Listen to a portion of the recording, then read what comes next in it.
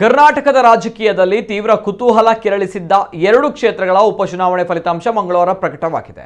ಹಾನಗಲ್ನಲ್ಲಿ ಶಾಸಕರಾಗಿದ್ದ CM Udasi ನಿಧನದಿಂದ ಮತ್ತು ಸಿಂದಗಿಯಲ್ಲಿ ಶಾಸಕರಾಗಿದ್ದ MC ಮುನಗೂಳಿ ನಿಧನದಿಂದ ತೆರವಾದ ಸ್ಥಾನಕ್ಕೆ ಉಪಚುನಾವಣೆ ನಡೆದಿತ್ತು. ಇಂದು ಮತದಾರ ತೀರ್ಪು ನೀಡಿದ್ದಾನೆ. ಹಾನಗಲ್ನಲ್ಲಿ ಕಾಂಗ್ರೆಸ್ ಜಯಗಳಿಸಿದರೆ ಸಿಂದಗಿ ಕ್ಷೇತ್ರದಲ್ಲಿ ಬಿಜೆಪಿ ಭರ್ಜರಿ ಜಯ ಸಾಧಿಸಿದೆ. ಇನ್ನು ಹಾನಗಲ್ನಲ್ಲಿ ಬಿಜೆಪಿ ಮತ್ತು ಕಾಂಗ್ರೆಸ್ ನಡುವೆ ಪ್ರಬಲ ಪೈಪೋಟಿ ಎದುರಾಯಿತು. ಆದರೆ ಸಿಂದಗಿಯಲ್ಲಿ ಬಿಜೆಪಿಯ ರಮೇಶ್ ಬೂಸನೂರ ಮೊದಲ ಸುತ್ತಿನಿಂದಲೇ ಮುನ್ನಡೆ ಕಾಯ್ದುಕೊಂಡು 31,088 ಮತಗಳ ಅಂತರದಲ್ಲಿ ಗೆದ್ದರು. ಹಾನಗಲ್ನಲ್ಲಿ ಕಾಂಗ್ರೆಸ್ನ ಶ್ರೀನಿವಾಸ ಮಾನೆ ಮತ್ತು ಬಿಜೆಪಿಯ ಶಿವರಾಜ ಸಜ್ಜನರ ನಡುವೆ ಪ್ರಬಲ ಪೈಪೋಟಿ ನಡೆಯಿತು.